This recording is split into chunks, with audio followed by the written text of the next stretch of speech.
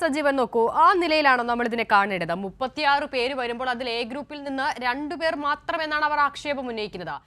ഇപ്പോൾ അർഹതയുള്ളവരെ പോലും തഴയപ്പെട്ടു എന്ന വിമർശനം, അങ്ങനെ ഒരു വിമർശനം ഉയരുമ്പോൾ അത് എത്രമാത്രം കാതലുള്ളതാണ്? ഇതിൽ 2-3 കാര്യങ്ങൾ നോക്കേണ്ടതുണ്ട്. ഒന്ന്, പേ വിഭാഗം പറയുന്ന പോലെ ഞങ്ങളെ പൂർണ്ണമായിട്ടും താഴ്ന്നുകൊണ്ടുള്ള ഒരു കമ്മിറ്റി എന്നാണ് അവർ പറയുന്നത്. അതൊരു കാര്യം. രണ്ടാമത്തേത്, ഇപ്പോഴത്തെ ഒരു അവസ്ഥയിൽ ഇങ്ങനെയൊരു രാഷ്ട്രീയകാര്യ സമിതിയുടെ ആവശ്യം എന്ത് എന്നുള്ളത്.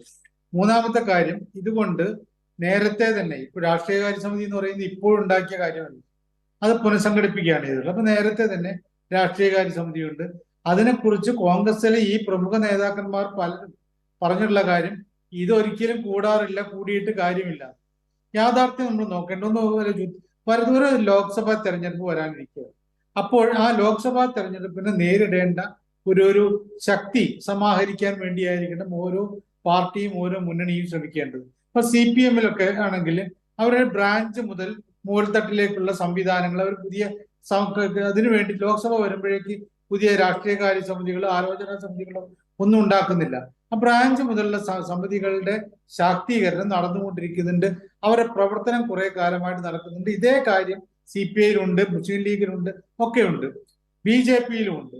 അതിനേക്കാളൊക്കെ അപ്പുറത്തേക്കുള്ളത് ഇത് BJP-യെ സംബന്ധിച്ച ദേശീയ തലത്തിൽ അവർ അത് ശരിയായ കാര്യമാണെന്ന് നമ്മൾ പറയാൻ പറ്റില്ലെങ്കിൽ പോലും അവർ ചെയ്തൊരു കാര്യം, പുതിയൊരു കമ്മിറ്റി ഉണ്ടാക്കി, പുതിയൊരു സമിതി ഉണ്ടാക്കിയത് മറ്റു പാർട്ടികളിൽപ്പെട്ട BJP വിരുദ്ധരായിട്ടുള്ള MP-മാരെ ഇപ്പുറത്തേക്ക് ചാടിക്കാൻ വേണ്ടിയിട്ട്, അവരെ ആകർഷിക്കാൻ വേണ്ടിയിട്ട്, ചാക്കിട്ട് പിടിക്കാൻ വേണ്ടിയിട്ട് എന്നൊക്കെ പറയാവുന്ന രൂപത്തിലുള്ള ഒരു സമിതി ഉണ്ടാക്കി. അവരുടെ പണി അതാണ്.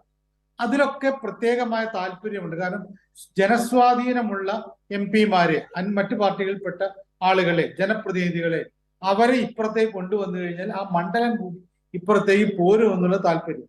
ഈ രീതിയിലൊക്കെ ആയിരിക്കണം രാഷ്ട്രീയ പാർട്ടികൾ പ്രവർത്തിക്കേണ്ടത്. ഇവിടെ KPCC എന്ന് പറയുന്ന ഒരു സംവിധാനം, അത് പണ്ട് KPCC എന്ന് പറയുന്നതിന്റെ അത് വളരെ കൃത്യമായിട്ടും ഒരു ഒതുങ്ങിയ രൂപത്തിലുള്ള ഒന്നായിരുന്നു, വളരെ ശക്തമായ രൂപത്തിൽ പ്രവർത്തിക്കുന്ന ഒന്നായിരുന്നു. ഇപ്പോൾ KPCC പ്രസിഡന്റ് ഉണ്ട്, അദ്ദേഹത്തെ സഹായിക്കാനോ സഹായിക്കാതിരിക്കാനോ ഒക്കെ ആയിട്ടുള്ള വൈസ് പ്രസിഡന്റുമാരുണ്ട്, ജനറൽ സെക്രട്ടറിമാർ ധാരാളം ആളുകളുണ്ട്, അതിലും എത്രയോ സെക്രട്ടറിമാരുണ്ട്.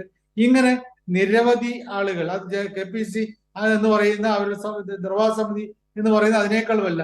ഇതിനൊക്കെ എന്താണ് ചുമതല? ഈ കാര്യങ്ങൾ അത് കൃത്യമായിട്ട് നടപ്പാക്കിയാൽ ഓരോ KPCC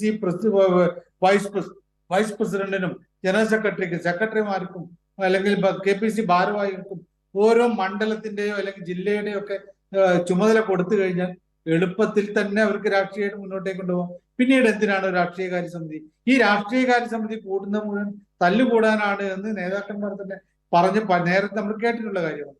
മാത്രമല്ല, ഇനി സ്ഥാനാർത്ഥി നിർണയവുമായി ബന്ധപ്പെട്ടാണെങ്കിൽ ഈ കഴിഞ്ഞ ലോക്സഭാ തെരഞ്ഞെടുപ്പിൽ മത്സരിച്ച് ജയിച്ച കോൺഗ്രസ് MP-മാരിൽ ആകെ ഒരാൾ മാത്രമാണ് മാറുന്നത് എന്നാണ് നമുക്കറിയുന്നത്. പ്രഖ്യാപനം വന്നില്ലെങ്കിൽ പോലും സുധാകരൻ പറഞ്ഞു ഞാനില്ല.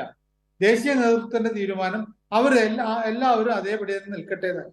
അതിൽ സുധാകരന് പക്ഷേ KPCC പ്രസിഡന്റ് സ്ഥാനം അത് ഉറപ്പിക്കാൻ വേണ്ടിയിട്ട് എന്തോ ആവട്ടെ, അദ്ദേഹം പറഞ്ഞു ഞാനില്ല. അപ്പോൾ പിന്നെ ബാക്കിയുള്ള ആളുകൾ മുഴുവൻ മത്സരിക്കുന്ന കാര്യം ഉറപ്പാണ്. അപ്പൊ അങ്ങനെ ഒരു ജനപ്രതിനിധിയായിട്ട് ഇന്നയാൾ മതി എന്ന് ആലോചിച്ച് രാഷ്ട്രീയത്തിൽ ചർച്ച നടത്തിയിട്ട് തീരുമാനിക്കേണ്ട കാര്യമില്ല. പിന്നീട് എന്താണുള്ളത്? ഇതുകൊണ്ട് ഇപ്പോ ഈ സമയത്ത് നേരത്തെ തന്നെ കോൺഗ്രസിനകത്ത് എന്ത് സംഭവം പുനഃസംഘടിപ്പിച്ചാലും തർക്കമുണ്ടാകും. ഇപ്പോൾ ഈ പുനഃസംഘടന കൊണ്ട് ഒരു നേട്ടവും രാഷ്ട്രീയമായിട്ട് ആ പാർട്ടിക്ക് ഉണ്ടാവുന്നില്ല എന്നുള്ള കാര്യം മാത്രമല്ല, അതിപ്പോൾ തർക്കത്തിലേക്ക് പോയിരിക്കുന്നു. ആ തർക്കത്തിൽ ഈ പ്രശ്നമുണ്ട്. ഇപ്പൊ ഇവര് പറയുന്ന പോലെ നേരത്തെ ഒപ്പം എ ഗ്രൂപ്പുകാരനായ തിരുവഞ്ചൂർ രാധാകൃഷ്ണൻ അതിൽ പെടുത്താൻ പറ്റില്ല, സിദ്ദിഖിനെ പെടുത്താൻ പറ്റില്ല. ഇങ്ങനെ പല ആളുകളെയും എ ഗ്രൂപ്പിന്റെ ആളുകളായിട്ട് പെടുത്താൻ പറ്റില്ലല്ലോ. അവരൊക്കെ മാറി മാറി പോയി കഴിഞ്ഞു. നേരത്തെ 2 ഗ്രൂപ്പാണ് ഉണ്ടായിരുന്നെങ്കിൽ ഇപ്പോൾ 2 അല്ല. നേരത്തെ പൊടിപ്പാറോട് പറഞ്ഞ പോലെ 2 ഗ്രൂപ്പും അല്ല. KC വേണുഗോപാലിന്റെ ഗ്രൂപ്പ് ഒരു തലത്തിൽ തന്നെയുണ്ട്. അതിനോട് ചേർന്നിട്ടാണെങ്കിൽ സുധാകരന്റെ ഗ്രൂപ്പ് വേറൊന്നായിട്ടും VD സതീശന്റെ ഗ്രൂപ്പ് വേറൊന്നായിട്ടും ഉണ്ട്. പലപ്പോഴും പറഞ്ഞു കേൾക്കുന്ന ഇവിടെ ഈ കോഴിക്കോട്ടൊക്കെ പറഞ്ഞ സിദ്ദിഖിന്റെ ഗ്രൂപ്പുകാർ എന്ന രീതിയിൽ ഗ്രൂപ്പ് ഉണ്ട് പോലും. അപ്പൊ ഇതേപോലെ ഗ്രൂപ്പുകൾ കൂടുതലായിട്ട്, അപ്പൊ അവർക്കൊക്കെ ഇങ്ങനെ ആളുകളെ ഉൾപ്പെടുത്തേണ്ടി വരും. അപ്പൊ ഇങ്ങനെയുള്ള ഒരു തരത്തിൽ പോകുന്നതുകൊണ്ട് ആ പാർട്ടിക്ക് എന്താണ് നേട്ടം? അടിത്തട്ടിൽ നേരത്തെ തീരുമാനിച്ച ഒരു കാര്യം എന്ന് പറയുന്നത് യൂണിറ്റ് കമ്മിറ്റികൾ ശക്തമാക്കുക എന്നുള്ള സുധാകരൻ KPC പ്രസിഡന്റായ സമയത്ത് പറഞ്ഞത്. ആ യൂണിറ്റ് കമ്മിറ്റികൾ ഞാൻ മനസ്സിലാക്കിയെടുത്തോളം, ഞാൻ പലപ്പോഴും പല ആളുകളും ചോദിക്കുമ്പോൾ യൂണിറ്റ് കമ്മിറ്റികളൊക്കെ ചിലയിടത്തൊക്കെ പേരിലുണ്ട് എന്നല്ലാതെ ഒരു തരത്തിലുള്ള പ്രവർത്തനമില്ല. ഇപ്പം CPM-ന്റെ ബ്രാഞ്ച് പോലെയോ ലോക്കൽ കമ്മിറ്റി പോലെയോ ഏരിയ കമ്മിറ്റി പോലെയൊക്കെ പ്രവർത്തിക്കുന്ന, ശക്തമായ രൂപത്തിൽ പ്രവർത്തിക്കുന്ന, എണ്ണയിട്ട യന്ത്രം പോലെ പ്രവർത്തിക്കുന്ന ഇപ്പൊ BJP-യുടെ, CPM മാത്രമല്ല BJP-യുടെ ഈ കമ്മിറ്റികൾ പോലെയൊക്കെ ആ രീതിയിൽ പ്രവർത്തിക്കുന്ന കമ്മിറ്റികളല്ല കോൺഗ്രസിന്റെ യൂണിറ്റ് കമ്മിറ്റി. ശരിക്കും ഇവർ ചെയ്യേണ്ട ഈ ജംബോ കമ്മിറ്റി എന്ന പേരിൽ, രാഷ്ട്രീയകാര്യ സമിതി എന്ന പേരിൽ ജംബോ കമ്മിറ്റി അനാവശ്യമായിട്ട് സ്വയംദ്രോഹ കമ്മിറ്റി ആയിട്ട് ഉണ്ടാക്കുന്നതിനേക്കാൾ നല്ലത് ഈ യൂണിറ്റുകൾ ശക്തിപ്പെടുത്തുക, അടിത്തറ ശക്തമാക്കുക എന്നുള്ള. ആ അടിത്തറ ശക്തമാക്കൽ നടക്കുന്നില്ല എന്നുള്ളതാണ് ഏറ്റവും പ്രധാനപ്പെട്ട പ്രശ്നം. കോൺഗ്രസ്സുകാരത് സമ്മതിക്കുമോ ഇല്ലെന്ന് അറിയില്ല. എന്നാൽ പോലും എനിക്ക് തോന്നിയിട്ടുള്ളത് കോൺഗ്രസിന് ഗുണകരമായിട്ടുള്ള ഒരു നടപടിയല്ല ഇപ്പോൾ ഈ രാഷ്ട്രീയകാര്യ സമിതിയുടെ പുനഃസംഘടന എന്നാണ് ഞാൻ വിചാരിക്കുന്നത്.